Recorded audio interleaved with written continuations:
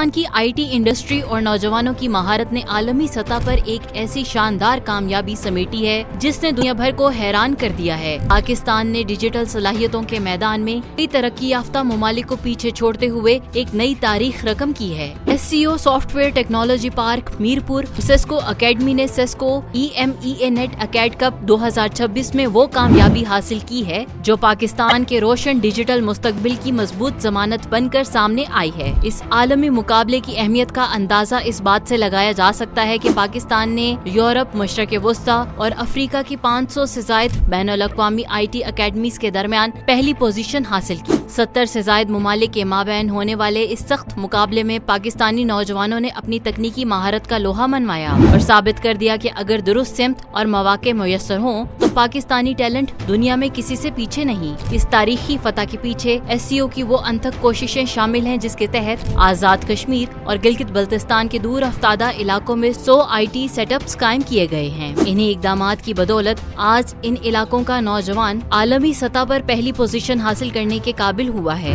ये सफर महज एक जीत नहीं बल्कि एक तवील जदोजहद और विजन का नतीजा है जिसने पाकिस्तान को IT की आलमी नक्शे पर नुमाया कर दिया है। SCO और सेस्को अकेडमी की ये शराकतदारी पाकिस्तानी नौजवानों को वो प्लेटफॉर्म मुहैया कर रही है जहां वो अपनी सलाहियतों को निखार कर बैनुल-अक़वामी मार्केट की जरूरत बन रहे हैं। ये कामयाबी इस बात का सबूत है कि पाकिस्तान डिजिटल इनकलाब की तरफ तेजी से कदम बढ़ा रहा है। आज मीरपुर से उठने वाली ये कामयाबी की गूंज पूरी दुनिया में सुनी जा रही है जो मुल्क के मुआशी और तकनीकी इस्तेहकाम के लिए एक नेक शगुन है।